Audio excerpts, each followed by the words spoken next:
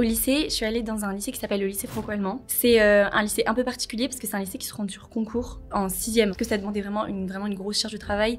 Par exemple, en maths et en physique, on a quasiment 1 an d'avance en fait. Mais je m'étais même fait convoquer par mon prof de prépa qui m'avait dit attention, tu risques d'avoir une note éliminatoire au concours. J'étais vraiment prête à me faire réclamer. En première année, c'est vraiment des classements qui bougent énormément. Il y a vraiment souvent plein de gens en fait qui se révèlent. C'est une question de méthode de travail qui est hyper importante et les classements sont absolument pas figés, je trouve. Alors nous, on était en plein cours de chimie et là, il y a quelqu'un qui a dit il y a les résultats. J'avais fait une épreuve, je me souviens, de physique. J'avais l'impression que j'avais rien fait. Toi, t'étais combien à Polytechnique? J'étais rentrée.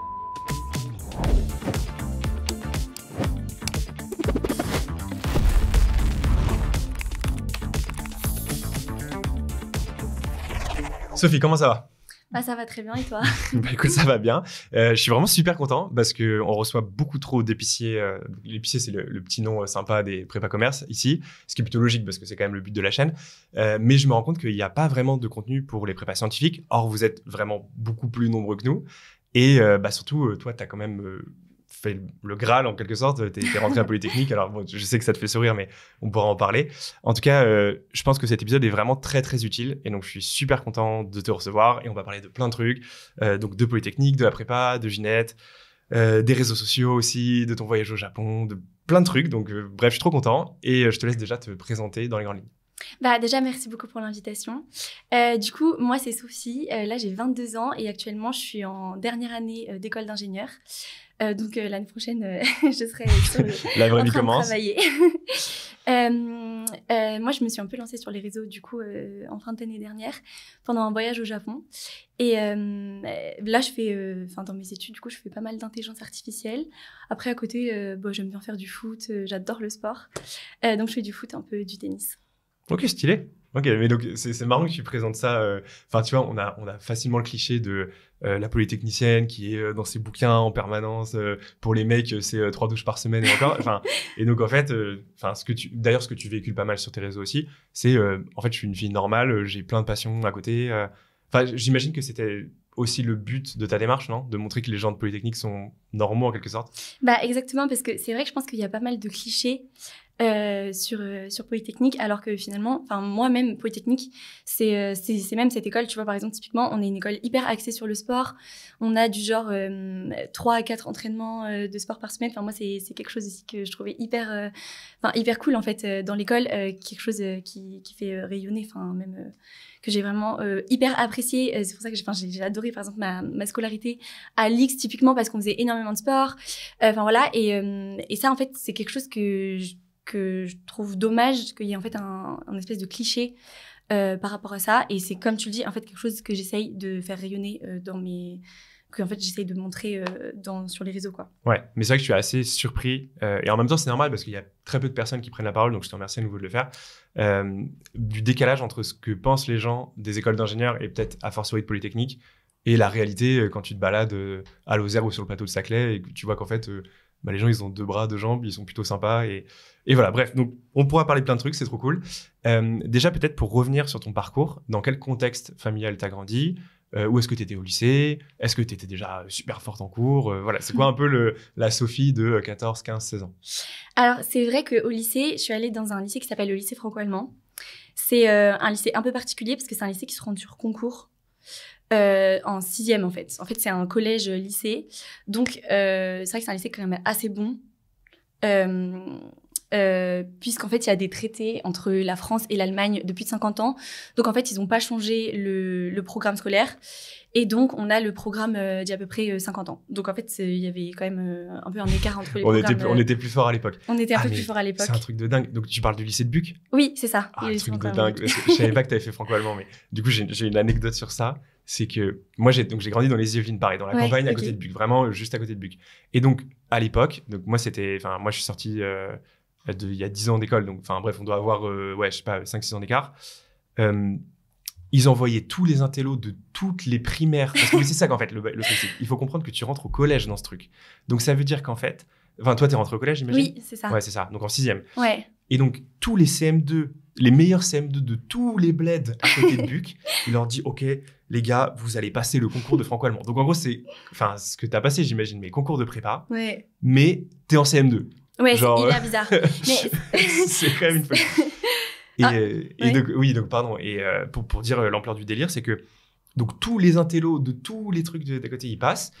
Et alors, en tout cas, moi, à mon époque, ils prenaient les 30 premiers et c'était admissible. Genre, vraiment, c'était littéralement un concours. Et donc, moi, je m'étais retrouvé admissible à ce truc. Donc, je crois qu'ils prenaient, je sais pas, 50 ou 60 admissibles. Et ensuite, ils en prenaient plus que 30 à l'issue de l'oral. Enfin, encore une fois, t'as 10 ans, faut quand même se rendre compte du truc. Et je me souviens, j'avais fini 36e et ils prenaient que les 30 premiers et personne ne s'est désisté. Donc, j'étais le dernier de la liste d'attente, mais enfin, je savais que je l'aurais pas. Et quelque part, moi, ça me faisait vraiment peur. Enfin, t'es à 10 ans et on te dit, OK, tu vas rentrer un peu dans l'élite des Yvelines en quelque sorte. Et j'étais un peu soulagé de ne pas avoir été pris. Et j'imagine que ma vie aurait été totalement différente sinon. Mais mon cousin avait été pris et enfin, lui, il a vécu moyen, quoi. En mode, c'était quand même très, très intense. En plus, il venait de plus loin. Enfin, bref. Bon, voilà. Donc, du coup, j'étais un peu tunnel. Mais pourquoi t'es rentré dans le franco-allemand comment ça s'est passé? Parce que c'est quand même un délire très particulier, quoi. Bah ouais, c'est pour ça que je suis quand même assez étonnée que tu connaisses parce que c'est assez particulier. Ouais, c'est niche. Mais en même temps, dans les très bonnes prépas, il y a full franco-allemand. Enfin, en fait, on s'en rend compte. Les gens de BUC, du LFA, comme on dit, ils ont gangréné, entre guillemets, toutes les prépas de France, quoi. Enfin, bon, pardon, du coup, je t'ai coupé, mais... Bah, en fait, c'est vrai, moi, je pense que quand j'étais en CM2, j'avais un peu passé le concours pour avoir 3 jours de vacances, parce que ça dure pas toute la journée. Oui, c'est sur le programme de 6e même et tout, enfin, c'est une folie. Bah, c'est vrai que, en fait, quand t'es en CM2, le concours, c'est genre de la conjugaison, comme ça, à réviser les temps et tout. En CM2, ça fait un peu jeune. Le collège, je l'avais hyper bien vécu, parce que, en fait, c'est une super ambiance, parce que du coup, c'est un tout petit lycée, finalement, on est vraiment pas beaucoup. En plus d'assez bon niveau, mais le lycée pour le coup je recommande, enfin j'avais trouvé que c'était quand même un gros niveau et en fait je trouve que le lycée c'est quand même des années quand même sympas où enfin tu rencontres des amis pour la vie et je trouve ça un peu dommage d'être autant déjà focus sur les études au lycée parce que ça demandait vraiment une grosse charge de travail. Par exemple en maths et en physique on a quasiment 1 an d'avance en fait. Donc, c'est-à-dire qu'en 3e, on fait le programme de seconde. Il faut se rendre compte que le lycée, le bac n'est absolument pas un sujet au LFA, quoi. Il n'y a aucun suspense. Tu rentres en 6e, tu sais que tu auras le bac, quoi. Oui, ouais, exactement. Bah, c'est, je pense, 100% de taux de réussite. Mais enfin, voilà, bon, comme beaucoup de lycées aussi. Mais voilà, en fait, c'est vrai que j'ai pas forcément trop apprécié mon lycée par rapport à ça, parce qu'en plus, même, on est avec des gens que je trouve quand même assez forts, et je trouve qu'en fait, il y a quand même une grosse pression, sachant qu'il y a aussi la pression des dossiers, où pour avoir une bonne prépa, bah, on est comparé avec les autres. Et en fait, j'ai l'impression qu'effectivement, il y a déjà cette pression-là au lycée, alors que je trouve que c'est pas encore la place. Enfin, c'est un peu trop tôt. Ça arrive un peu tôt. Ouais. Et du coup, pour qu'on se rende compte, tu bossais vraiment, pas comme en prépa, enfin, j'espère en tout cas, mais ça se rapprochait un peu de ça quand même au lycée? Bah, alors moi, je faisais pas mal de tennis en compétition. Donc j'avais quand même du temps à côté. Je jouais quasiment tous les jours. Mais c'est vrai qu'il y a quand même une certaine rigueur de travail à avoir pour pas être perdu, notamment sur le niveau des matières scientifiques. Et en plus, on est censé être bilingue à la fin de l'année. Donc en plus, on a certaines matières qui sont en allemand, donc qui demandent vraiment un double travail. Même par exemple, moi, l'anglais, je l'apprenais en allemand. Enfin, j'avais un prof allemand. Donc quand les mots anglais, je les connaissais pas. Après, je devais apprendre le mot en allemand. Enfin, tu vois, il y a une espèce de double travail comme ça qui est non seulement à cause du niveau, mais en plus la barrière de la langue qui est pas forcément évidente, je trouve. Ouais, je comprends. Mais c'est vrai que t'as tellement des lycées à 2 vitesses en Ile-de-France, je trouve. Tu vois, moi, j'étais dans une prépa moyenne, et dans ma prépa moyenne, les meilleurs, c'était les nuls de franco-allemand. En gros, les nuls du LFA, ils étaient, les nuls, entre grosses guillemets, ceux qui vraiment étaient dans la queue de la classe, ils sont pas pris dans les top prépas, donc du coup, ils vont dans les prépas moyennes. Et donc, ils sont censés être pas forts, entre guillemets. Tu vois, nous, on était dans les premiers de notre lycée, pas ouf, et elles dans les dernières. Mais elles étaient 1000 fois plus fortes que nous. Au départ, déjà, en maths, l'écart, il est abyssal. Elles ont déjà quasiment fait le programme de première année. J'exagère, mais pas loin. Enfin, je sais pas ce que tu faisais en maths en terminale, mais... Tu vois, après, ça, je le nuancerais quand même. Parce que justement, ce que je trouve qui est dommage, c'est que quasiment toute la scolarité, on a 1 an d'avance. Je dirais à partir de la 4e, à peu près. Sauf qu'en première, du coup, on peut pas faire le programme de prépa. C'est beaucoup trop dense. Donc, finalement, je dirais que, franchement, en 2 semaines, on se fait rattraper. Au niveau du programme. Ce qui reste, par contre, c'est vraiment les méthodes de travail. C'est que, il y a un truc qui est hyper important, je trouve, en prépa, c'est savoir travailler. Et en fait, apprendre à travailler, je dirais qu'il y a des élèves qui mettent peut-être 4 mois rien qu'à apprendre à travailler. Donc, d'abord, ils ont ça à rattraper. Puis après, ils doivent du coup rattraper le programme derrière. Mais au niveau du programme, je dirais pas que c'est vraiment le programme... l'élément qui aide, quoi. C'est vraiment le fait de savoir travailler, d'avoir des méthodes par rapport à ça. Ouais, je suis tout à fait d'accord avec ça. Et d'ailleurs, on pourra mettre le lien dans la description, mais on a créé un programme qui s'appelle La Méta, justement, destiné aux lycéens. Et pour pallier justement ce manque dans la plupart des lycées où en fait on te prépare au bac et t'arrives en prépa et tu te fais ouvrir en deux parce que juste en fait l'écart d'exigence il est juste abyssal quoi. Ouais. Donc petite parenthèse. Ok. Et toi t'es rentré parmi les premières au LFA ou enfin t'étais juste c'était quoi déjà ton niveau à ce moment-là? Mais moi je pense que après ça a commencé à dater. Ouais. Mais j'étais pas une si bonne élève franchement. Je pense que c'est juste que je travaillais quand même, c'est ça. Mais j'étais pas du tout excellente. Et pour le coup, je pense que le LFA m'a donné des méthodes de travail. Aussi, ça m'a mis un peu la pression. Enfin, ça m'a un peu stressée en fait d'être avec des super bons élèves. Ouais, bien sûr. Bah oui, c'est clair. Tu te compares aux meilleurs, donc et forcément même, ça pousse. Ouais. Et même le volume horaire et je trouve est vraiment énorme. Enfin, on a vraiment au niveau du volume horaire, on a beaucoup d'heures de cours. Du coup, je pense aussi que ça fait ça devient une habitude, quoi, en fait. Ok. Et du coup, j'imagine qu'au LFA, l'immense majorité des gens vont soit en médecine, soit en prépa.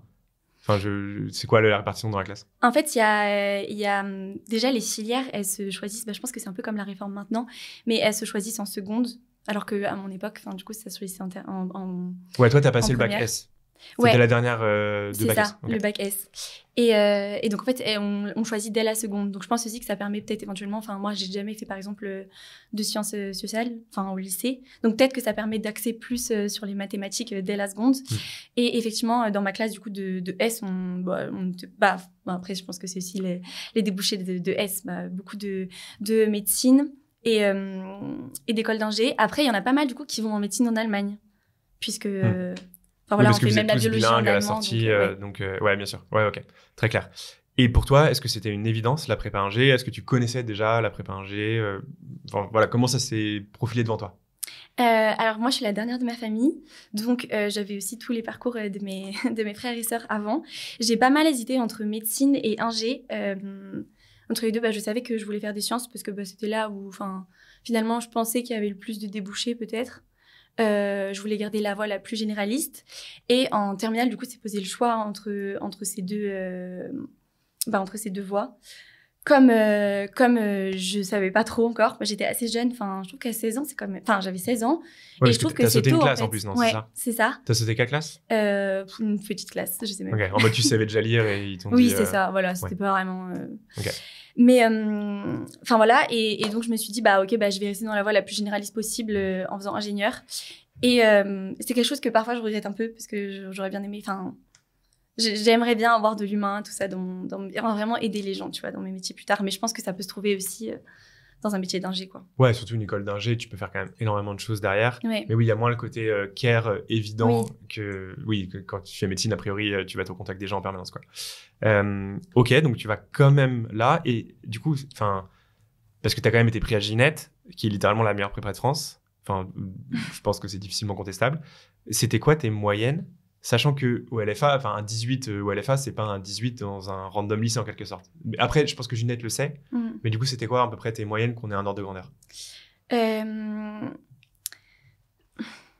Mais en fait, c'est une note au lycée franco-allemand, c'est des notes qui sont franco-allemandes. Du coup, c'est pas des notes sur 20. Oui, c'est vrai. Mais en gros, sur 10, c'était, je dirais, j'étais entre 8 et 9. Mais ce qui équivaut à un peu en dessous de 16. Mais après, j'étais deuxième de classe. Ah oui, quand même. Ok. Oui, donc déjà, je pense qu'ils regardent beaucoup le rang. Oui, je pense qu'ils regardent plus le... Mais en fait, c'est quand même un lycée qui est connu des grandes prépas. Et du coup, ils s'attardent pas trop sur les notes. Je pense que ce qui est vraiment important, c'est le rang pour les prépas. Et du coup, à ce moment-là, c'était quoi tes points forts? T'étais juste un peu forte partout ou vraiment, je sais pas, en maths, en physique, t'étais vraiment au-dessus? Du coup, j'étais très bonne en allemand parce que j'avais pas mal travaillé. Maths et physique aussi, je me débrouillais. Et par contre, les matières littéraires, ça n'a jamais été trop mon fort. Chaque fois, Mais comme je travaillais les matières littéraires, je me débrouillais, quoi. Mais vraiment, aucun talent, quoi. C'était vraiment que du taf, du bachotage pur. Ok, donc tu avais des bonnes méthodes de travail, quoi. Ouais, c'est ça. Okay. Bon, après, pas de talent relativement aux autres, peut-être, mais... En fait, toutes mes années en littéraire, elles commençaient toujours par... je me tapais une sale note, genre un 5 sur 20. Et après, j'apprenais à travailler avec les méthodes de la prof. Et après, du coup, je m'adaptais, en fait. Bien, mais chaque année, c'était rebelote, quoi. Okay. Chaque année, rebelote. Ok, mais donc, t'appliques bien les conseils scolaires, quoi. Okay. Mais je m'étais même fait convoquer par mon prof de prépa qui m'avait dit attention, tu risques d'avoir une note éliminatoire au concours. genre 2 sur 20. Donc, ça m'avait mis un peu la pression de me faire éliminer sur le français. Du coup, j'avais bachoté. Ok, d'accord, ouais. Donc, t'as bossé le truc. Ok, donc t'arrives à Ginette. On a beaucoup parlé sur cette chaîne de Ginette du côté prépa commerce. Ce serait intéressant d'ailleurs de voir ce que vous pensez des prépa commerce. Moi, j'ai l'impression que les prépa commerce disent, en fait, nous, on est les bolos de Ginette en quelque sorte. Enfin, moi, c'est vraiment mon sentiment. Genre en mode, dans notre tête, c'est les meilleurs, mais eux, ils ont un horizon qui est indépassable, qui est vraiment les prépa MP et PC en mode, ils sont vraiment trop chauds. Enfin, en tout cas, c'est moi ce que j'ai ressenti quand ils parlaient de Ginette. Donc, toi, comment tu l'as ressenti? Et à quel point, ouais, Ginette, c'est un côté un peu écrasant aussi. Alors, tu venais du LFA, qui est déjà une filière d'excellence, enfin, une institution d'excellence. Mais Ginette, quand t'es en prépa, je sais pas, c'est limite encore plus impressionnant que Polytechnique, je trouve. Il y a un côté, même, tu vois, le côté jésuite et tout ça. Enfin, voilà, si tu peux nous parler de Ginette et de comment toi, tu l'as vécu. Alors, autant le lycée, j'avais pas trop aimé, autant la prépa, adoré, franchement. Déjà, il y a vraiment une super ambiance de groupe. Enfin, bah, du coup, je pense que tu l'as déjà vu sur cette chaîne, mais le fait que ce soit un internat et surtout que tout le monde y soit. En plus, moi, les années où j'y étais, c'était les années Covid, donc on était souvent confinés, enfin voilà. Et en fait, ça permet quand même ça permettait de, en fait, de garder ce lien social. On mange en fait, on arrive à la cantine, tous les couverts sont déjà mis, donc on se met en fait, on mange avec toutes les personnes de la classe, donc finalement on connaît vraiment, on n'a pas un groupe de copains dans la classe, on connaît vraiment tout le monde. Enfin, il y a vraiment une hyper bonne ambiance d'entraide. Il y a aussi des groupes de travail qui sont mis en place avec à chaque fois une première tête de classe, ensuite quelqu'un qui est dans le milieu et un qui est dans le dernier tiers. Et en fait, c'est plein de petites choses comme ça qui sont mises en place, qui font qu'il y a vraiment une énorme ambiance, enfin, quelque chose de... Enfin, je sais pas, je trouve qu'il y a vraiment pas de compétition, c'est vraiment, c'est génial, quoi. Et il y a aussi une énorme... Tu parlais du sport en préambule. Ouais. Il y a une énorme place qui est laissée aussi au sport, à l'épanouissement de manière générale. Alors, l'épanouissement même spirituel, hein, évidemment. Mais, enfin...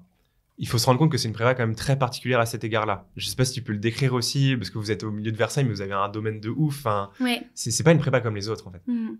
Bah, c'est vrai que, je trouve que c'est quelque chose qui est hyper important, tu vois. C'est que à Ginette, ils prennent aussi beaucoup pour l'esprit, en fait, que tu véhicules, plus que pour tes notes ou quoi. Je veux dire, ils vont... Et typiquement, c'est...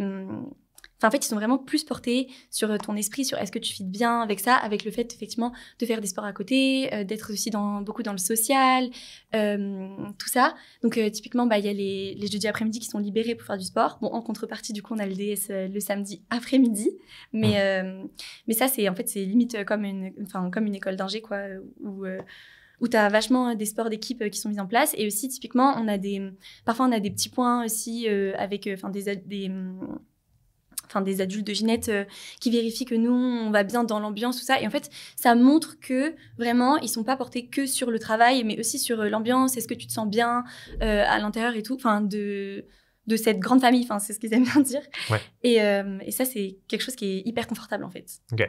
Mais donc, ça casse un peu aussi le cliché de la prépa qui est pour réussir, il faut juste uniquement tryharder et il y a un côté hyper compète. Surtout que dans une prépa moyenne, à la limite, chacun vise une école différente, donc ça va. Vous, a priori, vous vous battez pour les mêmes places. Vous visez soit Polytechnique, soit Normal, en quelque sorte. Ouais, et Centrale. Et Centrale, quand même, oui. Mais oui, mais entre Polytechnique et Centrale, tu préfères Polytechnique en général. Mais ouais, tu vois, c'est vrai que moi, c'est souvent, on me demande des conseils, et le premier conseil que je vais donner, c'est pas travailler, etc. C'est vraiment l'hygiène de vie. C'est hyper important. Que tu sois bien entouré, que tu aies un bon sommeil aussi. Par exemple, c'est aussi quelque chose qui est très... sur lequel ils nous parlent beaucoup à Ginette, en fait. Ayez un bon sommeil, ayez vraiment des temps de pause. Et c'est tout cet à côté-là qui fait que si t'es bien, si tu vis bien ta prépa, bah derrière, t'as aussi envie de travailler. Enfin, c'est quand même 2 ans de sa vie. Faut quand même être bien, quoi. Je veux dire, c'est important. C'est des années d'études, c'est des années de jeunesse. Et c'est important que ce soit pas juste axé sur le travail pour avoir une bonne prépa. Enfin, c'est des années qui sont aussi, je pense, à vivre à part entière, quoi. Et je pense que si on se met dans un mood comme ça, déjà, on le regrette pas. Enfin, parce que on peut pas. C'est des années qu'on aura bien vécues. Et en plus, pour moi, c'est des choses sur lesquelles tu auras limite même. Ça te donne deux avantages parce que tu auras aussi une meilleure performance, à mon sens. Ouais. Et t'as gardé des liens forts avec les gens de Ginette ? Ouais, moi j'ai plein de... mes meilleurs amis aussi, c'est des gens de Ginette, forcément. Je pense que c'est des amis qu'on se fait à vie. Dans des cas comme ça, en fait, où c'est des années quand même très intenses. Et on a vraiment des relations vraiment profondes, en fait, avec les gens, je trouve. Donc, toi, tu as intégré une PC. Il y a plein de... Parce qu'on dit prépa ingé comme si c'était hyper homogène, mais en fait, il y a plein de types de prépa.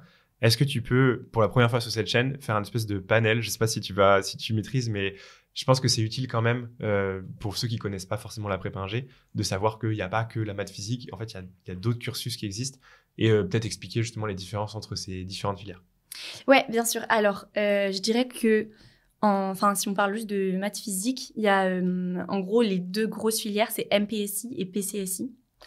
Et derrière, ensuite, en 2e année, on peut intégrer à l'issue de MPSI une MP, donc plutôt axée sur maths physique, ou une psy, physique, sciences de l'ingénieur.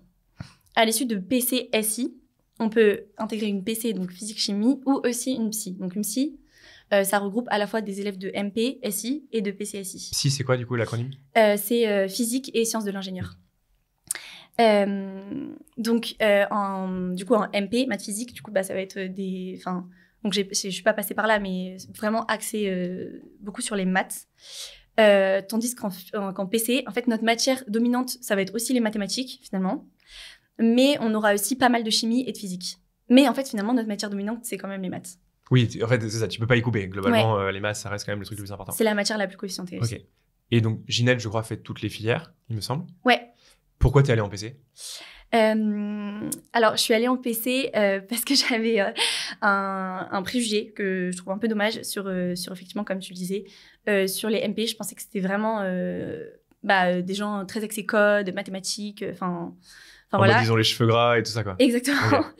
Okay. Et donc, je suis allée dans la filière PC parce que c'est une filière qui est un peu plus féminisée. À Ginette, on a à peu près 12 filles sur 40, alors qu'en MP, ils sont un peu moins. Okay. Donc, je suis principalement allée pour ça parce que je pensais que les programmes sont quand même assez semblables en fait entre les deux filières. Et ça t'a mieux convenu, tu penses, avec le recul? En fait, je pense que j'aurais pu faire les deux finalement avec le recul. Donc, après, j'étais quand même contente effectivement d'avoir plus de filles. Parce que du coup, pour avoir des copines, tout ça, c'est... Ouais, c'est pas mal d'avoir des copines. Ouais, okay. Et d'ailleurs, du coup, toi, t'es la dernière année avant la réforme Blanquer. Et je sais pas à quel point t'as suivi le truc, mais en fait, depuis la réforme Blanquer, vu que les maths sont sortis du tronc commun, il y a beaucoup de filles qui, justement, sont victimes de ces clichés dont tu parles et qui se censurent et qui, en fait, font pas de maths. Et la proportion de filles, c'est très frappant, notamment en prépa éco, parce qu'en prépa éco, il y avait plein de filles qui avaient pris bac S et qui étaient fortes en maths et fortes un peu partout, et qui, du coup, pouvaient aller en prépa éco, et qui, maintenant, en première, ne prennent plus mathématiques. Et comme c'est obligé pour aller en prépa éco, comme en prépa scientifique, de faire des maths, en fait, elles se coupent de ça. Est-ce que tu l'as constaté déjà à Polytechnique? Est-ce que tu as l'impression qu'il y a moins de filles qu'avant dans les classes plus petites? Et même de manière générale, qu'est-ce que tu en penses, toi qui justement es une fille qui a fait ce parcours-là? Ouais, franchement, je trouve ça hyper dommage, comme tu le dis. Déjà, nous, moi, dans mon année, on est, je crois, 20 ou 22% de filles à l'X. Et là, la promotion actuelle, elle est 15% de féminisation. Donc, en vrai, c'est énorme à l'échelle d'une promotion de perdre 5%. C'est vrai que c'est dommage, en fait. Parce que nous, on fait des filles à l'X. Et d'ailleurs, en 2022, on avait fêté les 50 ans des femmes à l'X. Donc, en fait, c'était il n'y a pas si longtemps que ça, tu vois. Ça fait que 50 ans qu'il y a des filles à l'X. Ouais, je trouve que finalement, c'est la génération de nos parents, quoi. Ouais, c'est fou. Oui, c'est ça. Ouais, en fait, c'est dingue. Mais parce qu'après, c'est une école militaire aussi, j'imagine que tu as une vibe particulière. Les autres écoles d'ingé étaient ouvertes avant, non? Oui, je crois qu'effectivement, Centrale devait être ouverte avant aussi. Mais du coup, c'était la première année, en 1962, du coup, non, 72. Il y a Anne Chopinet qui est du coup, c'est la première femme à être entrée à Polytechnique, avec d'autres femmes aussi, et qui avait majoré en fait le concours pour la première fois que c'était ouvert aux femmes. Donc c'est un peu une icône. Alix, elle avait porté le drapeau, alors que tout le monde lui disait que ça allait être trop lourd pour elle. Mais vu que c'est les majors qui portent le drapeau. Okay. Mais elle l'avait fait fièrement. Waouh. Ah ouais, ok, d'accord. Je connaissais pas cette anecdote. Ok. Bon, stylé. Comment elle s'appelle, t'as dit? Anne Chopinet. Ok. On pense bien à elle. Ok, stylé. Et donc, toi, quand t'arrives, c'est quoi ton niveau dans la classe? Et ma question, c'est est-ce que, genre, premier jour ou premier DS, tu sais déjà qui va avoir l'X, qui va avoir Centrale, ou est-ce que ça bouge un peu dans les 2 années? Alors, c'est vrai que quand j'arrivais, j'avais un peu peur. Au lycée franco-allemand, on nous avait fait un peu peur. Du coup, j'étais vraiment prête à me faire rétamer. Finalement, bah, en fait, c'est comme ce que je t'avais dit. Enfin, finalement, je pense qu'on savait travailler, tout ça.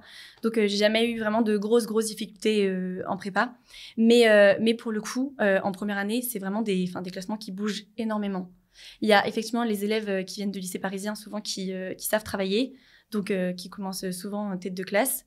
Mais derrière 1 an ou 2, il y a vraiment souvent plein de gens en fait qui se révèlent. Donc, il y a des gens qui sont derniers et qui tout d'un coup, pof, 10e, qui major des DS, quoi. Donc, il y a vraiment en fait une question de méthode de travail qui est hyper importante et les classements sont absolument pas figés, je trouve. Ok, tout n'est pas joué dès le départ. D'accord. Ouais. Et donc toi, les premiers DS, c'était combien à peu près? J'étais top 5 en mathématiques physique. Ah oui, ok. Oui, d'accord, donc t'étais du genre forte, quoi. Et objectivement, tu savais... Enfin, tu vas jamais dire ça, ok, mais je vais te poser la question autrement. Si j'avais demandé à ta meilleure copine, est-ce que Sophie, elle aura l'X, elle t'aurait répondu... elle aurait répondu oui tous les jours ou non, il y a du suspense quand même? Bah, c'est vrai que forcément, il y a toujours du suspense par rapport à ça, parce qu'un concours, il y a... à la fois, je dirais que c'est très aléatoire, parce qu'il y a... c'est des épreuves qui se déterminent vraiment à un instant T, mais à la fois, c'est vrai que c'est très lissé quand même, parce que c'est 2 fois 1 semaine d'épreuve, quoi. 1 semaine écrite, 1 semaine orale. Et après, on a aussi cette chance à Ginette d'avoir pas mal d'annales des années du dessus, ce qui fait que finalement, on est quand même assez bien préparé. Mais je pense qu'on n'est quand même jamais à l'abri d'une grosse mauvaise note ou d'un moment où on stresse. Ouais, ça reste un concours, bien sûr. Ouais, c'est ça. Ok. Et donc, à l'issue de la première année, j'imagine qu'à Ginette, c'est pareil. Il y a le système qui est très particulier d'ailleurs au prépa scientifique, de classe étoile, classe non étoilée. Est-ce que tu peux juste expliquer ce système? Et du coup, j'imagine que tu étais en classe étoile. Comment c'est la classe étoile de Ginette? Enfin, le top du top, quoi, en quelque sorte. Alors, effectivement, en fin de première année, nous, en tout cas, à Ginette, on a un concours blanc de peu près 1 semaine qui, en fait, classe toutes les classes entre elles. Vous êtes il y a plusieurs PC au départ. Ouais, plusieurs PC ici. On est 3 PC ici. Okay. Et après, on a 2 classes étoiles et 1 classe non étoilée. Et ensuite, donc, en gros, donc, en fait, les 2 premiers tiers, en général, vont en classe étoile et le premier tiers va en classe base. Sauf, par exemple, des exceptions des élèves qui étaient très, très bons pendant l'année, qui ont foiré un peu le concours blanc. Okay. Ou encore des élèves, par exemple, c'est possible aussi de se sentir moins à l'aise d'aller en classe étoile parce qu'on se dit ça va aller un peu plus vite. Et du coup, de vouloir aller en PC base. En fait, vraiment, les 2 sont possibles. Ok, donc la majorité va en étoile à Ginette. Ouais, c'est ça, les 2 tiers passent en étoile. Et parce que l'intérêt, c'est que tu prépares pas de la même manière quand tu prépares Polytechnique ou quand tu prépares des écoles plus accessibles. En fait, à vrai dire, je pense que le gros dans l'année, c'est à peu près semblable. Par contre, pour le coup, c'est entre les écrits et les oraux. On a à peu près 1 mois de préparation. Et là, ça se prépare pas de la même manière parce que dans les écoles, genre les ENS Polytechnique, il y a quand même du hors-programme quelquefois, hein, rarement, mais des savoir-faire, c'est quand même pas le même type d'exercice. Donc, si on vise pas des écoles comme ça sert un peu à rien de perdre du temps sur ça, quoi. Mais en fait, finalement, le gros, je dirais que c'est quand même semblable, quoi. Okay. C'est vraiment plutôt de l'ordre de la préparation des oraux. Ok. Et à quel point, je sais pas comment je sais pas si t'as une anecdote, un truc comme ça, mais à quel point, du coup, ça va vite, à quel point tu as l'impression d'être entouré de gens qui ont, je sais pas, une intuition mathématique de ouf, même les profs. Je sais pas, est-ce que t'arrives à nous donner un peu la vibe de la classe étoile à Ginette? C'est vrai que les profs, en général, on a des bons profs, mais ça, c'est génial, justement, parce que, on a des profs vraiment qui sont passionnés, ça nous fait aimer les matières, je dirais, quand même. Donc ça, c'est hyper cool. Après, c'est vrai que, vous ça fait toujours un peu peur quand il y a un élève qui passe au tableau, quand nous, on n'a pas fait l'exercice. Je pense qu'on a peut-être aussi ce biais de voir un peu tout ce que nous, on n'a pas réussi. Moi, je sais que j'avais pas mal ce biais-là et je pense que c'est le cas de beaucoup d'élèves, en fait, de se dire waouh, mais lui, il est trop fort, moi, ça va pas et tout ça. Mais parce qu'en fait, on a ce biais-là de voir que les gens plus forts que nous tout le temps et de pas voir ce que nous, on a réussi, à quel point on a progressé. Voilà. Et non, par contre, après, on est des élèves normaux, quoi. Ok. Ouais, d'accord. Ouais, faut pas non plus fantasmer le truc outre mesure, quoi. Okay. Ouais. Parce que c'est plus un biais, effectivement, qu'on a. Avant de parler des concours, juste, est-ce que tu peux expliquer les différentes écoles qui sont accessibles après une prépa ingé et à quel point c'est dur, entre guillemets, d'intégrer Polytechnique? Je m'explique. Quand tu veux intégrer HEC, donc l'équivalent de Polytechnique, on va dire pour faire simple, en prépa commerce, il faut être dans le top, j'ai pas calculé, mais grosso modo 4-5%. c'est un élève sur 20 parmi toutes les prépas trans. Alors évidemment, c'est très inégal. Ginette, par exemple, prend beaucoup de place, évidemment. Mais à peu près un élève sur 20 va rentrer à HEC. C'est quoi la proportion à Polytechnique? Combien de candidats pour combien de personnes reçues? Alors, j'ai pas les chiffres exactement, mais en tout cas, les écoles accessibles après une classe PCSI et MPSI, je crois que ce qui est vraiment hyper bien quand on fait une PCSI ou une MPSI, c'est que dans tous les cas, on aura une place quelque part, en fait. Enfin, je veux dire, c'est très rare de redoubler parce qu'on n'a pas de place dans une école, en fait. Enfin, on a une place, c'est juste qu'on veut pas telle école. Donc ça, déjà, je trouve ça hyper cool, en fait. Je trouve ça assez sécurisant, en fait, de savoir que tu auras une école d'ingé dans tous les cas, en fait. Ok, ouais, donc c'est comme en prépa commerce. Ouais. Le concours, il vise pas à éliminer des candidats, il répartit juste entre les écoles. Ouais, exactement. Et après, par contre, il y a plusieurs banques de concours différentes. Donc, on en a une XENS, un Ginette. Du coup, pour te donner un ordre d'idée, dans les classes étoiles, on est 20 sur 40 à rentrer à peu près, ou un peu moins. Enfin, en gros, un peu moins de la moitié qui rentreront en Polytechnique. Ok. Et l'ENS, c'est moins votre délire, non? Juste pour expliquer, donc, on a l'X d'un côté, donc l'école militaire, pure école d'ingé, et de l'autre, l'école normale supérieure. Donc, normale, ça rapporte au fait de faire de la recherche ou de devenir prof, ou enfin les deux d'ailleurs. Et j'ai l'impression qu'il y a des prépas qui sont plus dans cette vibe de rentrer à l'ENS, et vous, pas trop. Vous, c'est très Polytechnique, non? Oui, c'est vrai que, tu vois, contrairement à Louis le Grand, où je pense qu'en fait, il s'ouvre plus les portes par rapport aux deux, nous, on est très axés sur l'X. Par exemple, même quand on arrive en sup, il y a les polytechniciens qui reviennent, qui défilent. Enfin, voilà, c'est très axé, effectivement, X. Je pense d'ailleurs que c'est dommage parce que finalement, les normaliens, je dirais que c'est plutôt des profils qui sont vraiment passionnés par une matière, alors que Polytechnique, plutôt polyvalent, quoi. Mais effectivement, comme tu disais, les ENS, c'est vraiment axé recherche, enseignement, éventuellement d'une matière en particulier. Donc, c'est quand même deux profils différents, effectivement. Ok. Mais par exemple, dans ta promo, qui est rentré à l'ENS? Je crois qu'on est peut-être sur 100 personnes, il y a peut-être que 3 ou 4 personnes rentrées aux ENS. Ouais, par rapport à presque la moitié à Polytechnique, quoi. Ouais, c'est ça, je dirais. Tu vois, 40 personnes Polytechnique et 3-4 personnes toutes ENS confondues. Alors même, c'est vraiment une question de choix, tu vois. Il y avait des personnes qui sont allées à la centrale, par exemple, qui ne voulaient pas aller aux ENS. Et qui les avaient quand même. Oui, d'accord, ok. Et après, la différence aussi à Polytechnique, c'est qu'il y a une notion de quota. C'est-à-dire que HEC, tu rentres, peu importe ta filière, en fait, tu es interclassé. Alors que vous, il y a tant de places pour les MP, tant de places pour les PC. C'est bien ça, hein, je dis pas de bêtises. Oui, tu as raison. Je ne savais pas effectivement que y avait... En fait, c'est vrai, à Polytechnique, tu candidates dans une filière donnée et dans ta filière donnée, tu as 120 places. Pour les MP, telle option, il y a genre 100 places. MP, autre option, tant de places. Et donc voilà, pas possible d'interférer comme ça en fait. Ouais, ok. Et donc toi, en PC, il y avait 120 places. Oui, je crois que c'est à peu près ça. Donc il faut être dans les 120 meilleurs du concours sur, du coup, tu sais pas trop, mais peut-être 10 000 ou 15 000 ou un truc comme ça, quoi. Oui, après, il y a aussi des gens qui ont Polytechnique et qui choisissent de pas y aller. Donc bien sûr, après, ça descend aussi quand même dans les stats un peu. Enfin, il y en a pas 40 000, quoi. Enfin, il y a juste les gens qui ont l'ENS... Personne démissionne de Polytechnique pour aller à la centrale, par exemple, j'imagine. Ça existe, je pense que c'est quand même assez rare. Parce qu'en fait, des gens qui vont pas à Polytechnique pour choisir les ENS, ça, c'est assez fréquent parce que c'est vraiment deux profils différents. Ouais. Alors que Polytechnique et centrale, c'est deux profils vraiment d'ingénieurs un peu polyvalents. Donc, je pense que ça arrive un peu moins. Si on passe maintenant à tes concours, déjà, comment ça s'est passé? Comment tu les as vécus? Les révisions? T'étais où? Combien de temps ça dure? Etc. Enfin, bref, comment ça se passe les concours en école d'ingé? Tu vois, encore quelque chose qui est propre à Ginette, c'est qu'à Ginette, on part 2 semaines avant les concours en groupe de révision. Donc, je suppose que ça se fait aussi en EC. Ouais, mais c'est vrai que c'est beaucoup plus institué à Ginette. Ouais. Il y a vraiment le côté, on va partir en plus petits groupes. Nous, c'est assez... Enfin, moi, dans ma prépa, il y en a qui allaient tout seuls, il y en a qui allaient à 8, il y en a qui allaient à 2. J'ai l'impression qu'à Ginette, c'est beaucoup plus cadré. Ah ouais, nous, on est fortement incités à y aller... Je crois qu'il y a vraiment personne qui fait ces petits groupes de révision tout seul. Et en fait, ça, c'est bien parce que, tu vois, on est cadré, on travaille tous ensemble. Et après, quand on fait nos pauses, tu vois, on parle pas du tout de concours. Enfin, on n'en parle pas, quoi. C'est un peu une règle un peu tacite. Quand on est en pause, on parle d'autres choses. Notre vie ne tourne pas non plus que autour des concours. Et ensuite, il y a 1 mois de concours écrits. Donc, c'est vrai que le premier jour est quand même un peu stressant. Mais après, finalement, en fait, moi, c'est une période que j'ai trop kiffée parce que c'est une période où, franchement, il fait beau. On est avec ses copains à l'hôtel. Et finalement, c'est une des périodes où on travaille le moins parce qu'en fait, on fait du 8h. Je pense que je crois que ça se finit à 17h, 18h les épreuves. Et après, la journée, elle est finie, en fait. On arrête de...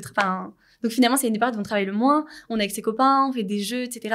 Et c'est un truc pour lequel en fait on a travaillé pendant 2 ans. Donc même c'est trop bien en fait de pouvoir mettre ça enfin à profit. Ouais, je C'est un comprends. peu l'apothéose, quoi. Ouais, ça sert à rien de réviser. Genre, tu sors à 18h de l'épreuve, ton cerveau il est en bouillie, tu vas pas commencer à t'envoyer des exos de maths, quoi. Ouais, et puis même ça Ouais. fait 2 ans que tu t'es préparé pour ça, donc finalement bah t'es rodé, quoi. Enfin t'as fait ça tous les samedis.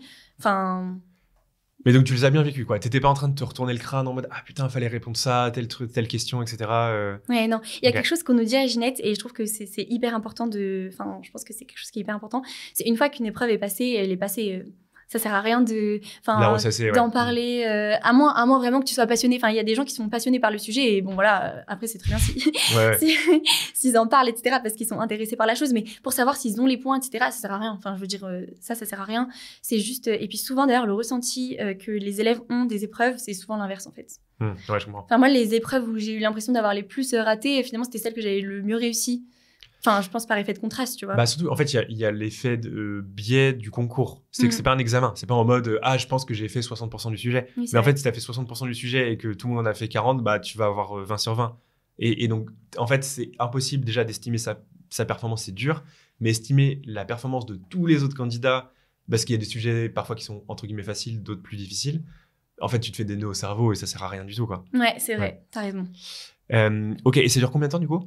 Et donc, on a un mois d'écrit. Ensuite, on a à peu près. Ensuite, on a. T'as dit, attends, un mois? Ouais. Ah ouais, c'est. Enfin, 3 semaines. Ouais, c'est costaud. Ok, d'accord, Ouais. c'est plus costaud. Mais parce que vous 3 à avez 4 plusieurs semaines. banques aussi. En fait, c'est ça, il y a plusieurs banques. Mais en même temps, tu vois, je trouve que c'est aussi une chance parce que ça se joue pas que sur une semaine, tu vois. C'est pas parce que t'es malade une semaine que ça y est, tes 2 ans de prépa sont. Ouais, je suis d'accord. Et Ils en sont cassés. prépa commerce, récemment, ils ont diminué le nombre d'épreuves. Et en vrai, Ouais. je trouve ça trop con parce que t'as bossé pendant 2 ans et ça veut dire que tu joues ta vie. Genre, je sais pas, t'as fait 2 ans de géopo et tu vas avoir une seule, bon, là, en l'occurrence 2, mais.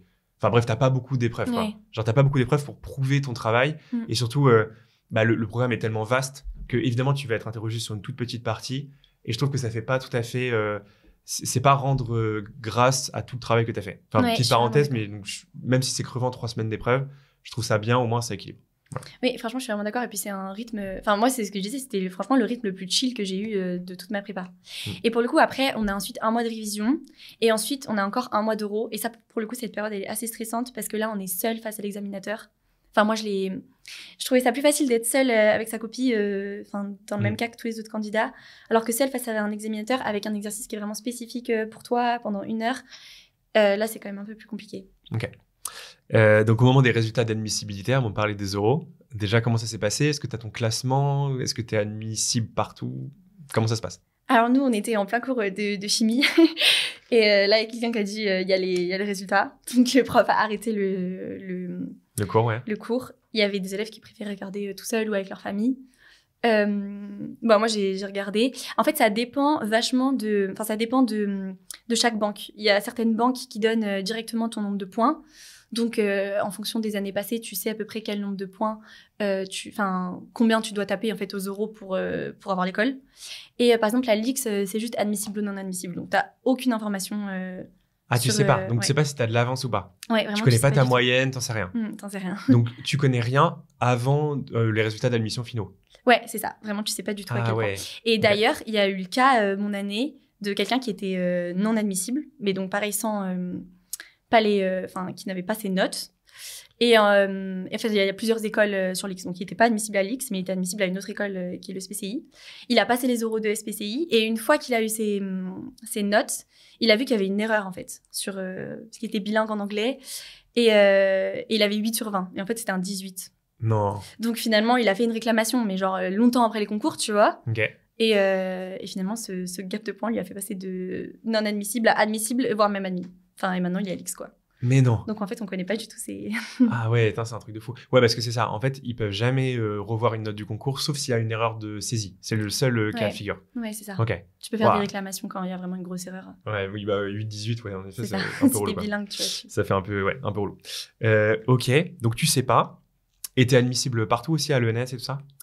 Moi, particulièrement. Ouais, toi, ouais. Oui, moi, j'étais admissible partout. Ok. Mm. D'accord. Et du coup, les oraux, donc tu vas à Polytechnique pour passer les oraux, c'est ça? Parce que, en fait, nous, juste pour que tu te rendes compte, on passe les oraux dans chaque école. Ok. Alors que vous, c'est pas trop le délire. Je crois que c'est toute la banque, tu passes une seule fois pour l'ensemble des écoles, non? Tu vas pas, enfin, en gros, Ouais. je sais pas, tu vas pas aller et à Centrale Lyon, et à Centrale Nantes, et à Centrale Lille, et à tout ça. Ah oui, complètement. Ouais, Ouais. c'est ça. En fait, du coup, tu as la banque XENS où tu vas passer les euros. Pour le coup, là, sur les euros, c'est 2 euros différents. Tu as des euros juste ENS où là. Enfin, voilà. Et ensuite, tu as les euros à l'X où là, tu vas les passer à l'X. Et après, tu as d'autres banques, genre la banque de Centrale. Et là, par contre, il faut aller les passer à Centrale Supélec. Mais quand tu les passes Centrale Supélec, tu passes aussi autant bien pour Centrale Lyon que Centrale Nantes, enfin que toutes les centrales. Et c'est pareil pour le concours sur les mines où tu passes pour toutes les écoles des mines. Ok, ça marche. Et du coup, comment se sont passés tes euros? Bah, moi, j'avais trouvé ça assez stressant en fait, parce que c'est vrai que souvent tu sors d'une épreuve, tu as l'impression d'avoir rien fait, enfin voilà, mais en fait, il faut passer quand même à l'épreuve d'après, pas se décourager. Et ouais, franchement, trop stressant, je trouve, d'être tout seul face à un examinateur. Les oraux, c'est difficile, je trouve. Plus, ouais, tu les as moins bien vécu, je sais pas, mais Ouais, en plus, on a. plus éprouvant. C'est ça. Et en fait, on n'est pas. Autant les écrits, on est avec nos copains, c'est des épreuves de 4 heures. Autant les oraux, t'as genre 10 épreuves dans une semaine, donc c'est quand même assez dense, mais c'est une épreuve de 1 heure en fait. Donc à la fois, t'as beaucoup de temps à tuer, t'es pas dans ton environnement, tu vois, t'es sur une école que tu connais pas, enfin, je veux dire. Et t'es pas dans ton environnement, du temps à tuer, en même temps quelque chose de dense, enfin voilà, tu sais pas à quel point tu dois continuer à réviser, enfin, c'est assez compliqué, je trouve, à gérer. Et toutes les matières à l'écrit, tu les repasses à l'oral? Ouais, c'est ça. Même à l'oral, il y a d'autres, il y a des nouvelles épreuves. Par exemple, moi qui étais en physique-chimie, il y a des travaux pratiques de physique et de chimie. Il y a aussi une épreuve où on doit lire un article, on doit le restituer, un article scientifique. Voilà. Ah oui, donc c'est assez dense. Combien de temps ça dure? Ça dépend vraiment des épreuves. Par exemple, un TP, ça peut aller de 4 heures de manipulation à un oral de maths, juste 1 heure. Okay. Mais c'est quand même assez long quand on ouais, est tout seul face à un Et du coup, examinateur. combien de jours ça dure? Ah, combien de jours? L'X, je crois que c'est 7 jours. Donc, y compris, il y a même des épreuves le dimanche. Mais tu dors à Polytechnique? Ouais, il y a des élèves de l'X, des promos du dessus, qui prêtent... donc ça, c'est quelque chose qu'il faut savoir, parce que qui prêtent leur chambre, en fait, aux admissibles. Donc ça, c'est assez sympa. Ok. Et t'as quand même des animations et tout, parce que tu vois, nous, bon, délire école de commerce, mais c'est...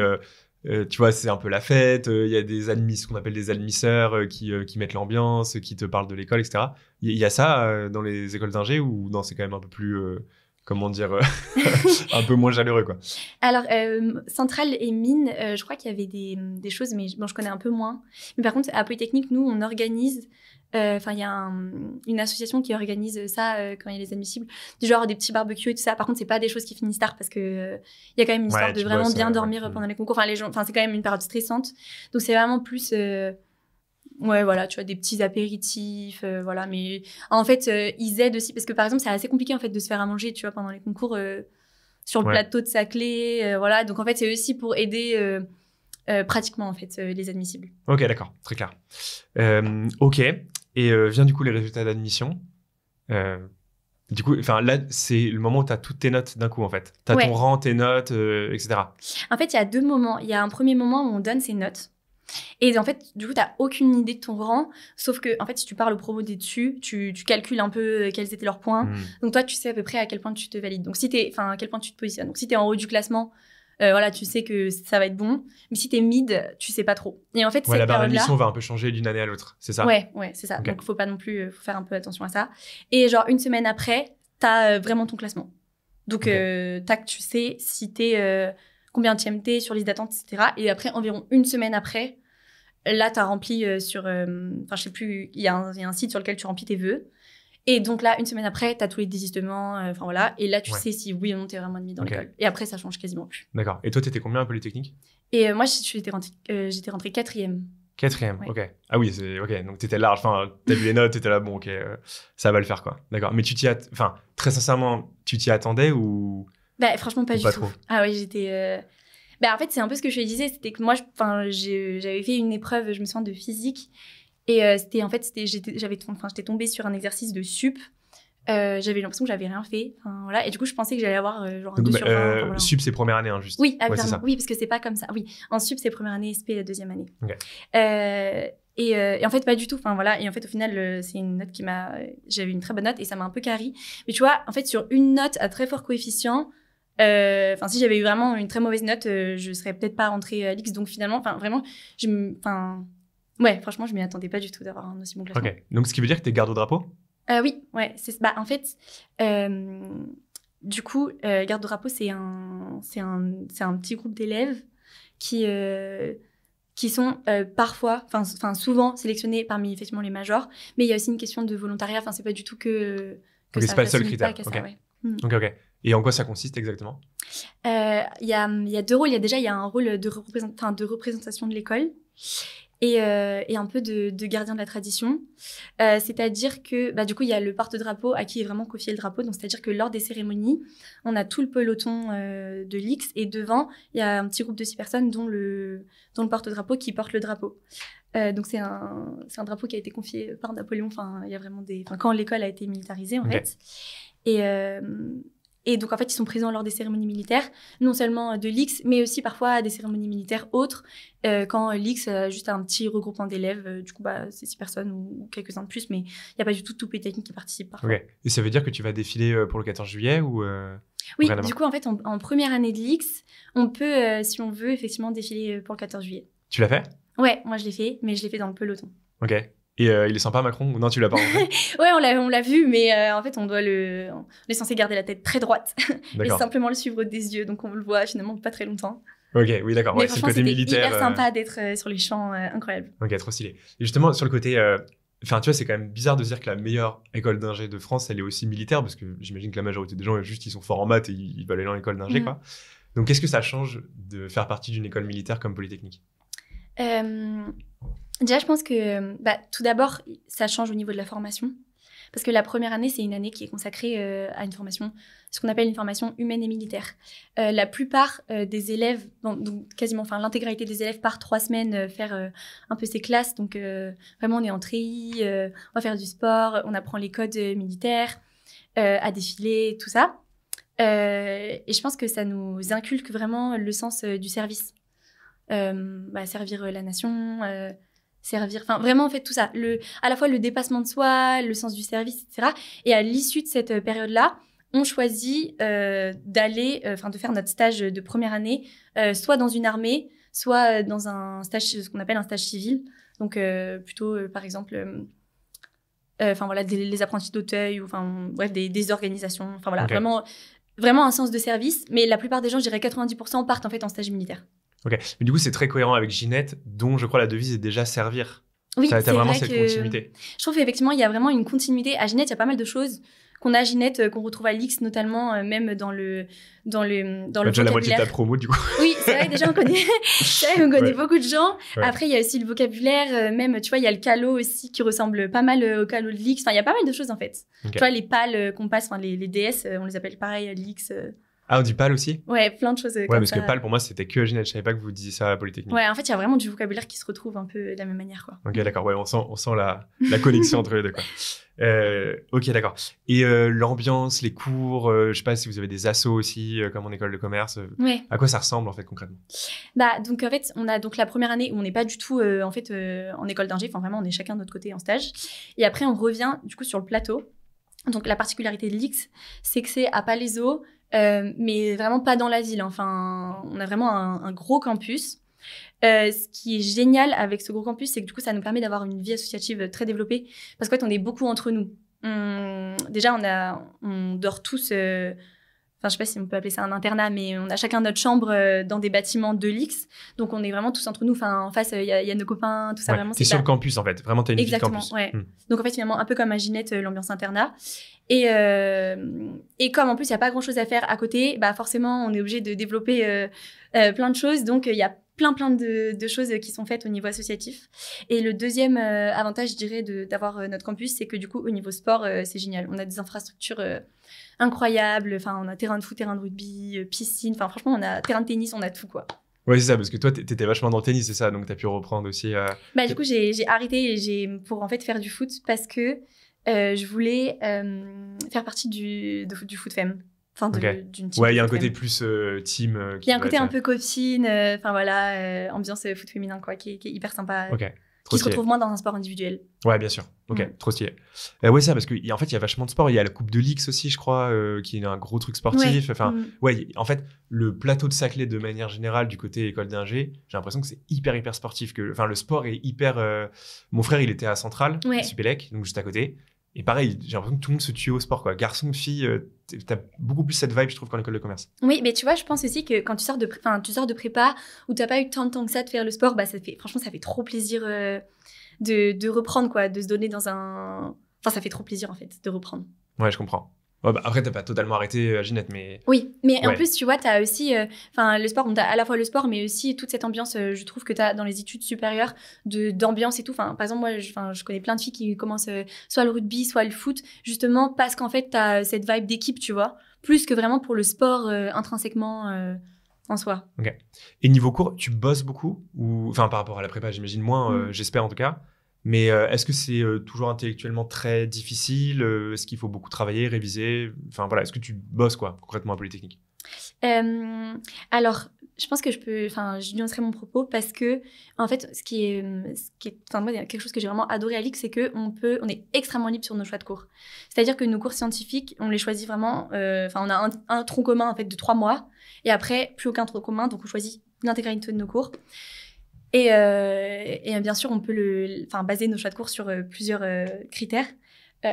Comme chaque cours, il y en a certains qui sont plus difficiles, plus théoriques que d'autres. Tu vois, si tu vas faire de l'astrophysique ou de la relativité, ça va être quand même plus demandant intellectuellement que quelque chose qui est plus concret. Quelque chose qui est plus concret. Après, moi, j'ai quand même continué à travailler à l'IX parce qu'à la fin, on a un classement. Et même c'est important, c'est important. Je pense que contrairement à peut-être d'autres écoles d'ingé, on a du coup à la fin de l'IX, on a un classement qui peut nous permettre d'aller dans certains corps de l'État, ou pas en fait en fonction de notre classement. Et même pour notre 4e année, qui est notre école d'application, ça peut aussi jouer. Oui, c'est ça. Le plus prestigieux, c'est quoi? C'est le corps des mines, non? C'est ça? Ouais, le corps des mines, c'est ça. Le corps des mines, c'est, je crois qu'il y a une dizaine de places et qui est, Ok. Et toi, t'as fait top 10 du coup? Non, parce qu'en fait, c'est un classement différent de celui quand on rentre et quand on sort. C'est vraiment... Oui, je sais, mais tu es aux mines de Paris là maintenant? Oui. En école d'application. Mais en fait, il y a effectivement, il faut différencier le corps des mines, qui est quelque chose vraiment sur le classement de l'IX, où on rentre, on s'engage pour l'État, et faire les mines dans le civil. Donc moi, c'est ce que je fais. Où c'est juste notre école d'application. En fait, on suit le cursus normal d'un élève ingénieur des mines, ce qui n'est pas le cas du corps des mines. D'accord, ok. Ah oui, c'est assez subtil. Oui, c'est un peu compliqué. Et en termes de perception aussi, qu'est-ce que ça t'a fait de rentrer à l'IX? Tu vois, je trouve qu'à la fois, tu as le côté très agréable ça t'ouvre, j'imagine, énormément de portes. Et de l'autre, quand tu es en soirée, surtout avec des gens qui ont fait prépa ingé, et que tu commences à parler, et tu dis « Ah, je suis en école d'ingé. Ah ouais, t'es où? Ah, je suis à Polytechnique. Ah ouais, putain, t'es à Polytechnique. » Et tu sais, un peu, les gens vont tunnel sur ça. Enfin... Tu vois ce que je veux dire, le côté... parfois, tu as l'impression que ta personnalité peut se résumer au fait que tu es fait Polytechnique parce que c'est trop stylé en quelque sorte. Enfin, je sais pas si tu comprends la question, mais comment tu vis justement cette espèce d'étiquette qui est accolée à toi pour le meilleur et pour le pire, entre guillemets, je suis une polytechnicienne? Moi, je trouve que quand on parle avec des autres étudiants ingé, il n'y a pas vraiment de questions qui se posent sur Polytechnique ou pas. C'est plutôt des gens extérieurs qui pourraient être impressionnés par Polytechnique, à mon avis, parce qu'ils ont entendu tout ça. Mais finalement, je pense que c'est juste que j'ai appliqué des bonnes méthodes de travail en prépa. Ouais, tu te sens pas surhumaine, quoi. Oui, vraiment pas du tout. Vraiment pas du tout. Et cette différence-là, je la ressens vraiment pas du tout avec des étudiants d'autres écoles d'ingé. Ok. Et du côté positif, à quel point tu as l'impression que tu as un privilège Polytechnique, à quel point ça t'ouvre des portes, à quel point tu rentres facilement dans les stages, qu'est-ce que tu vois comme écart entre faire Polytechnique la meilleure école et faire une autre école d'ingénieur? C'est vrai que c'est difficile à dire parce que j'ai pas le point de vue des autres écoles d'ingé, mais c'est vrai qu'à Polytechnique, il y a un truc je trouve qu'il y a un esprit de corps qui est plutôt, tu vois, par rapport au réseau, mais ça, en fait, finalement, chaque école a aussi son réseau. Ouais. Tu vois, quand tu rencontres un autre polytechnicien, genre un X80 ou que sais-je, vous avez fait la même école, vous avez fait la même période militaire. Tu vois, tu as quelque chose vraiment du fait que vous vous retrouviez, mais un peu comme quand tu fais finalement la même école ou la même prépa, tu vois. Et moi, mes stages, enfin souvent, j'aime bien contacter des anciens X, mais je sais pas à quel point ça donne vraiment un avantage en fait dans les Ouais, projets. oui, Je tu pense peux que je pas suis peut-être encore comparer. trop. Ok, pour le moment, tu peux pas comparer. Et pour le moment, c'est quoi les confrontations que tu as eues au marché du travail? Est-ce que tu as déjà fait des stages, tout ça? Ouais, du coup, moi, j'ai fait un premier stage à Lyon dans un centre de recherche contre le cancer, en recherche, en 2e année de l'X. Et tu faisais quoi concrètement? Et concrètement, on étudiait l'inactivation d'un gène dans un mélanome, sur des poissons zèbres, en fait. Ok. Donc, on était vraiment en recherche fondamentale. Donc, le mélanome, c'est un cancer de la peau. Et, Mais donc, c'était un laboratoire? Ouais, c'est ça, en laboratoire. Et après, j'ai refait un 2e stage de recherche, l'année dernière, au Japon, en machine learning, en astrophysique. Ah oui, c'est 2 vibes différentes, quoi. Ouais. T'es passé du poisson zèbre à Ouais, c'est vrai que j'ai fait biologie, la voûte astrophysique, céleste, quoi. machine learning. Ok, trop stylé. Mais parce que tu sais pas ce que tu veux faire, parce que tu as envie d'affiner ton projet, enfin, pourquoi tu as fait des choses si différentes? Bah, c'est vrai que je sais pas encore trop vers quoi. Comme tu dis, je vois. Et un truc que je trouve, sur lequel je suis assez reconnaissante, tu vois, sur mon cursus, c'est qu'en fait, on doit choisir quand même pas mal de matières différentes. Et du coup, finalement, c'est pas très grave en fait d'aller dans un sujet hyper spécialisé parce que l'année d'après, tu peux changer. Enfin voilà, en fait, c'est quand même assez modulable, tu vois. Okay. Donc, il n'y a pas vraiment de spécialisation, ou peut-être en toute dernière année, tu vois, mais je dirais que c'est quand même assez modulable. Ok. Et donc maintenant, tu es quand même un peu sur la fin. Est-ce que tu as quand même une idée plus précise de ce que tu veux faire? Pas forcément en termes de métier, mais même juste à quoi tu veux allouer ton quotidien finalement, quoi. Qu'est-ce qui t'anime? Qu'est-ce qui te fait vibrer? C'est vrai que c'est un peu difficile à dire, même maintenant, en dernière année. Mais j'espère que je trouverai un stage. J'aimerais bien faire un stage en entreprise, tu vois, pour avoir plus de contacts, etc. Parce que la recherche fondamentale, c'est sympa parce que tu vas vraiment à la pointe d'un sujet, mais en même temps, c'est quand même très technique, tu te spécialises énormément et derrière, tu as peut-être moins de recul. Enfin voilà, j'aimerais bien avoir un impact en tout cas plus concret, tu vois, dans le monde. Ok. Toute autre chose, si t'es assise en face de moi aujourd'hui, c'est parce que je t'ai découvert sur les réseaux sociaux, puisque depuis quelques mois maintenant, un peu plus même peut-être, ouais, t'es sur Instagram et sur TikTok. Pourquoi tu t'es lancé sur les réseaux? Qu'est-ce que tu voulais montrer en fait à la face du monde? Alors de base, je me suis lancée sur les réseaux juste parce que j'aime bien faire des trucs un peu créatifs. Enfin voilà, je trouvais que, tu vois, école d'ingé, on est vachement dans la théorie, tout ça, et j'aimais bien mettre des petites couleurs, tout ça.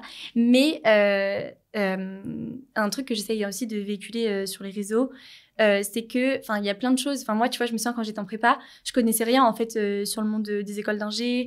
Tu vois, j'ai choisi Polytechnique finalement que parce que c'était la meilleure école que je pouvais avoir, mais en fait, il y a plein d'autres critères hyper importants. Il y a l'ambiance, il y a la localisation, il y a les spécialisations, les débouchés derrière. Enfin, il y a tellement de choses en fait sur lesquelles je trouvais que je me posais pas de questions et en fait que j'étais pas renseignée. Tu vois, typiquement, je savais même pas qu'il y avait un stage militaire en première année, alors que c'est quand même une année, et c'est hyper important dans la vie de l'école. Et du coup, moi, j'essaye un peu de vulgariser un peu la chose, tu vois, de faire connaître un peu. C'est ça le monde des prépas, des ingés, un peu aussi même, par exemple, aux filles qui voudraient se lancer. On parlait tout à l'heure de taux-féminisation. Voilà quoi, allez-y quoi. C'est un peu le message que c'est de ouais, bien sûr. Oui, c'est ça, parce que tu fais autant des contenus sur Polytechnique et sur le côté très scolaire, ou en tout cas académique du programme, que tu me racontes ta petite vie, notamment quand tu étais au Japon. Ça, t'es parti quelques mois au Japon en échange, du coup, c'est ça? Du coup, en stage. Je suis partie 4 mois en stage. En stage, ok. Ah oui, c'est ça, le fameux stage, oui, ok, dont on parlait. Ok. Mais vous n'avez pas d'échange académique? Vous n'avez pas ça? En fait, en 4e année, du coup, c'est notre dernière année, c'est notre année d'école d'application. Et là, on peut partir effectivement. Tu vois, il y en a qui partent aux US, à Londres, etc. Mais c'est pas vraiment un échange, c'est vraiment un double diplôme. Ok, d'accord. Tu fais vraiment partie de l'école, quoi. Ok, d'accord. Ouais, c'est un peu moins le délire qu'en école de commerce où globalement tout le monde part au moins 4, 5, 6 mois à l'étranger. Pas forcément. Alors en stage potentiellement, mais surtout aussi en échange. Ok, donc un peu différent. Ok, intéressant. Mais en tout cas, je te rejoins tout à fait. Enfin, moi, je suis vraiment choqué du peu de personnes qui partagent du contenu sur les écoles d'ingénieurs. Et enfin, c'est très bien de casser des clichés, de montrer aussi à quoi ça ressemble parce que quasiment personne ne le fait, quoi. Je sais pas, il y a d'autres gens qui font du contenu. Si, il y a donc les 2 filles là dans le bachelor de l'X, là, les Russes. Mais il y a d'autres personnes à Polytechnique qui font du contenu ou pas? Ouais, il y a un copain de promotion, Bastos, sur les réseaux aussi, qui parle un peu de l'X. C'est pareil sur TikTok et sur Insta.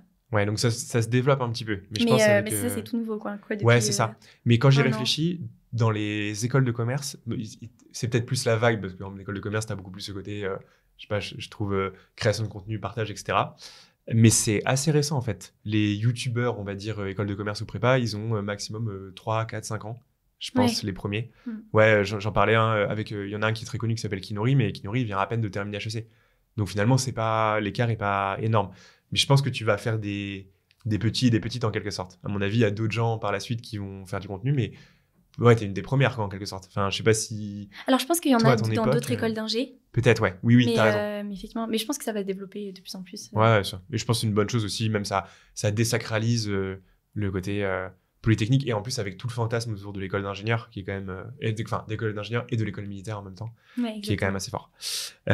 Ok, très clair. Ensuite, du coup, sur cette école d'application, donc là, en ce moment, t'es aux Mines de Paris. Est-ce que tu peux expliquer le principe des écoles d'application, qui, je crois, est très propre à Polytechnique aussi? Ouais. Il y a d'autres écoles qui font aussi ça, du genre l'ESPCI aussi, d'école d'ingénieurs. Mais en fait, c'est-à-dire que donc nous, notre première année, je vais simplifier, hein, on est en période militaire. Et ensuite, nos 2 années suivantes, on est sur le plateau, donc là vraiment avec les Autrix.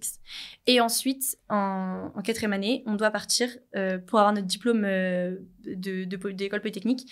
On doit faire soit un master, enfin voilà, vraiment se spécialiser dans une autre école.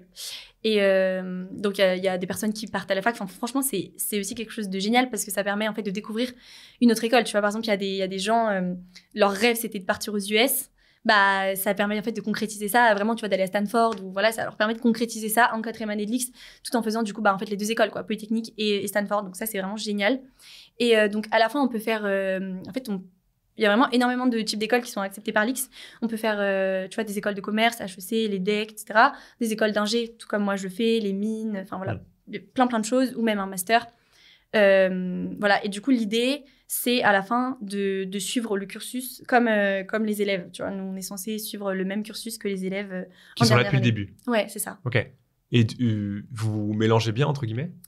Aux Mines de Paris, en tout cas, ouais, parce qu'il y a pas mal Enfin, je pense aussi que aux Mines de Paris, c'est une petite promotion. Enfin, en tout cas, comparé à Polytechnique. Ouais, c'est assez... Oui, c'est vrai. Ils sont quoi? Ils sont 100, un truc comme ça? Est-ce que c'est? Ils sont une centaine en première année. Et là, du coup, avec toutes les voies secondaires qui arrivent aussi en 2e année et comme nous en 3e année, on est un peu moins de 200. Mais ce qui est quand même relativement petit. Ouais, tu connais tout le monde, quoi, quasiment. Bah, je pense... après, moi, je viens simplement d'arriver, mais oui, tu vois. Et en fait, finalement, même eux, ils organisent... c'est hyper sympa. Ils organisent des week-ends de cohésion. Tout ça, donc franchement, ouais, on se mélange pas mal. Ok, d'accord. Et qu'est-ce que tu attends de cette dernière année? Qu'est-ce que tu dois apprendre encore? Bah, je pense qu'il y a quand même tout le côté vraiment pratique ingénieur. Parce que tu vois, à l'IX, c'était des cours pour l'instant aussi parce que je pense que c'était nos premières années d'école d'ingé, tu vois. Mais des cours hyper théoriques. Et là, je pense que c'est le moment aussi d'apprendre plus les relations en entreprise, enfin, tu vois, tout ce genre de choses. Visiter des industries, etc. Tout ça, quoi. Et en fait, cette dernière année, du coup, enfin, en tout cas, de mon cursus, elle consiste en 6 mois de cours. Mais je trouve que c'est des cours quand même très concrets. Et ensuite, on fait un stage derrière qui, possiblement, on espère se transformer en CDI, quoi. Ok, d'accord, et là, très on est clair. lancé. Ok. Bah justement, c'était la dernière partie de l'entretien, savoir ce qu'on fait concrètement après Polytechnique et après l'école d'application. Juste une dernière question pour clôturer cette partie que je t'ai pas encore posée. J'ai halluciné la dernière fois. J'ai vu que tu avais fait une vidéo avec Pierre Chartier. Donc, enfin, Pierre Chartier, juste pour expliquer, après on pourra mettre un extrait, mais c'est quelqu'un qui parodie en fait le monde de la finance de marché, le côté un peu shark et pas toujours très sympathique, on va dire, de ce côté finance. Et il prétend, alors c'est pas vrai, en vrai il a fait les decks, mais il se présente comme ayant fait l'X en 2007. Donc c'est Pierre Chartier X 2007. Guys, ouais, big day. Non, Sophie, c'est une simple formalité. Non, mais les valeurs de la banque, ça place la mixité au centre. Ce qui est au centre de tout, c'est le PNL. Non, Pierre, c'est un logo. Et donc il fait parfois des collabs avec quelques influenceurs, mais enfin c'est assez rare. Comment tu t'es retrouvé à être en contact avec lui? Comment vous avez écrit l'épisode? Comment ça s'est passé? Enfin, vraiment, quand je t'ai vu dessus, j'ai dit, wow, le crossover est lunaire, quoi. Enfin, bref, comment ça s'est passé? Déjà, Pierre Chartier, moi, on le connaissait, on me connaît... je pense que j'avais tous mes copains qui le connaissaient à l'IX. Enfin, voilà. Oui, il a vraiment percé. Genre, en école, vraiment. Tout le monde le connaît, quoi. Ouais, on le trouve hyper drôle. Et en fait, il m'a envoyé un message, je pense, suite à une de mes vidéos où je disais que... j'avais dû parler de Polytechnique dedans. Et, Donc, c'est lui qui t'a contacté. Ok.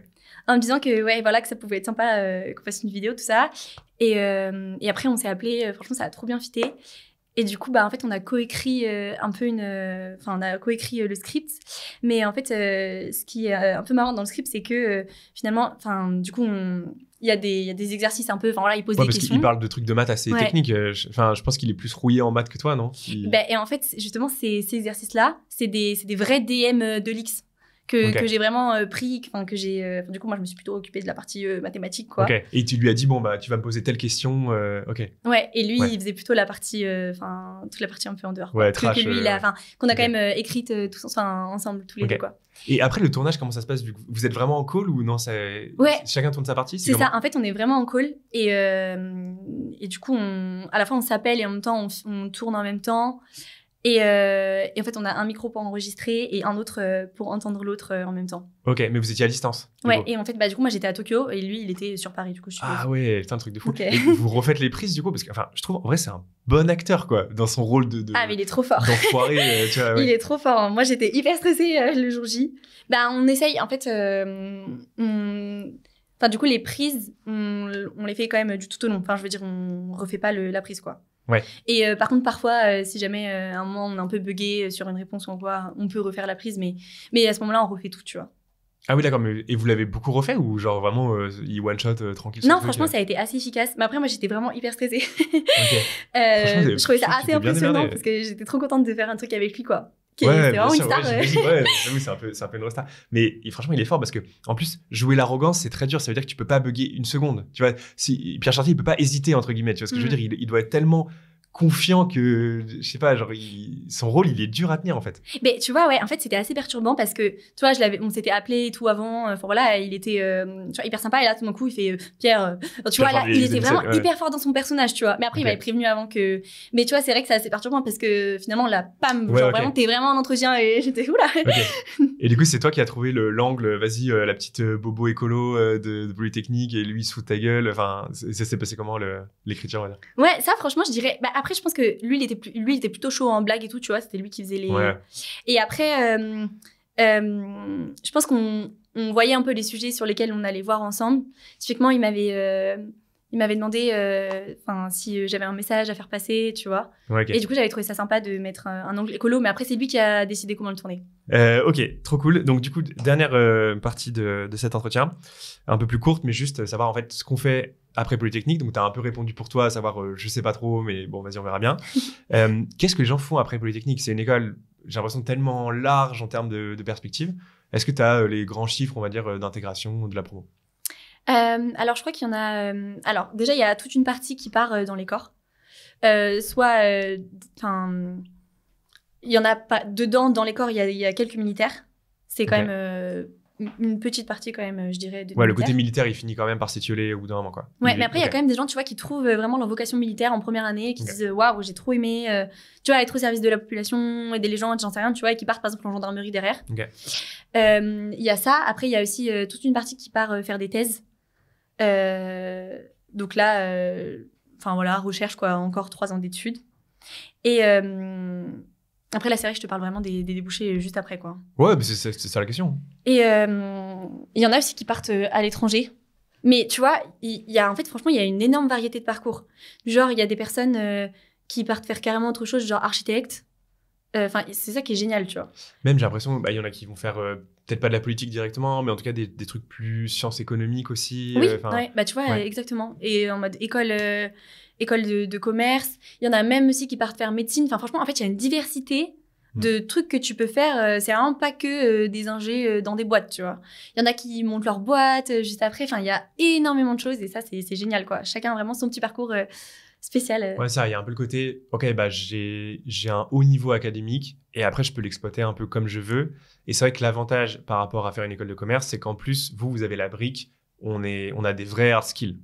C'est-à-dire que je trouve que c'est vraiment la grosse différence, c'est que nous, on est un peu capé en école de commerce par le fait qu'on n'ait pas fait des maths à un niveau suffisant, donc il y a toute une typologie de métier qui nous est totalement impossible, alors que vous, en fait, vous pouvez totalement faire des tafs d'école de commerce, des trucs de sciences économiques, le rôle de ingénieur, militaire.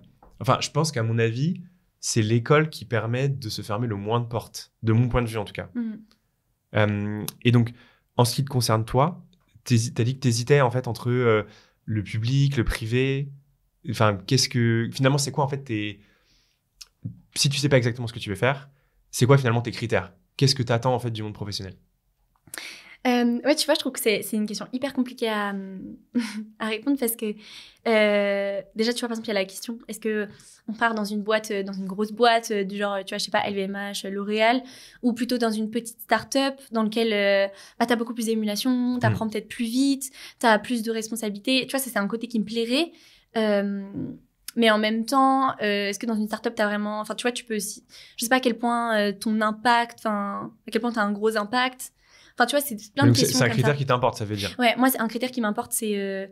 Enfin, j'aimerais bien avoir quelque chose qui touche... Enfin, vraiment, je sais pas, qui touche des gens dans le social, tu vois, qui aide les gens. Après, c'est très, très large, tu vois. Mais typiquement, l'industrie pharmaceutique, tu vois, c'est quelque chose qui pourrait me plaire parce que je me dis qu'il y a peut-être pas mal de choses à changer dans ça, tu vois, dans le médical ou des choses comme ça, tu vois. Ouais, donc un impact positif, si possible, sur la société. Ça, c'est un truc qui est important pour toi. Ouais.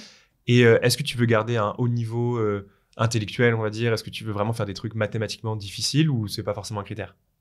Ouais, non, ça, c'est pas forcément un critère. Mais tu vois, je trouve qu'il y a un truc qui est hyper important dans le monde actuel quand même. Enfin, c'est, bien sûr, il y a l'intelligence artificielle qui move énormément.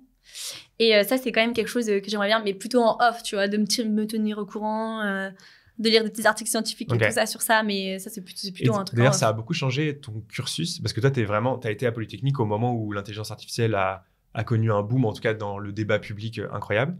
Est-ce que ça a eu un impact sur ton cursus, tu penses? Je pense que comme tous les étudiants, on s'est mis beaucoup plus à utiliser ChatGPT. Ouais, mais ça un peu comme tout le monde. Ouais. Okay. Ouais, bien sûr. Tu parles au niveau des cours ou au niveau, ouais, c'est ça. Même, j'imagine que vous êtes a priori les personnes qui vous êtes en mesure en fait de changer l'intelligence artificielle, de la comprendre, de la faire progresser.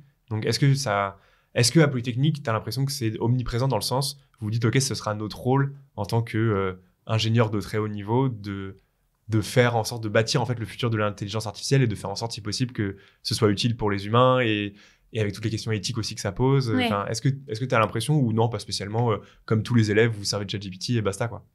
C'est vrai que, Alix, tu vois, il y a pas mal de conférences où il y a des personnes, tu vois, hautement placées ou politiques, etc., qui viennent nous parler de l'intelligence artificielle. Même moi, je le vois, tu vois, dans les forums de recrutement, etc., c'est hyper IA, parce que finalement, c'est une compétence je pense qui est hyper importante, tu vois, de savoir coder, de savoir utiliser les réseaux de neurones, tout ça.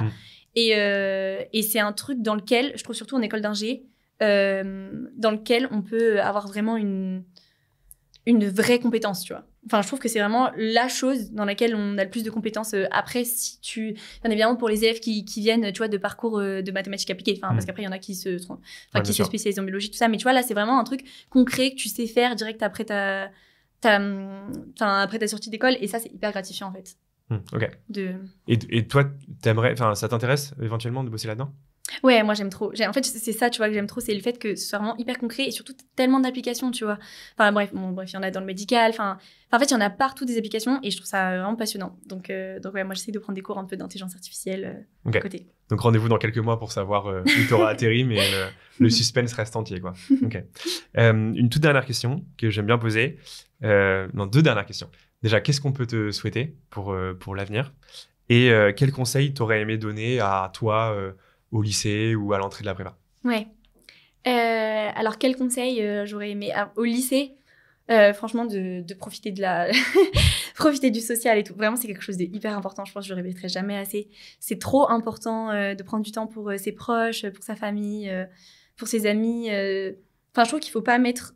c'est bien, tu vois, de faire des bonnes études et tout ça, mais je trouve qu'il faut pas mettre ça au cœur de ta vie. Vraiment, il faut mettre ça, je veux dire, c'est un plus, tu vois, mais en fait, ce qui est important, vraiment, c'est que ça te plaise, en fait. C'est que tu sois passionné par ce que tu fais et que tu sois épanoui.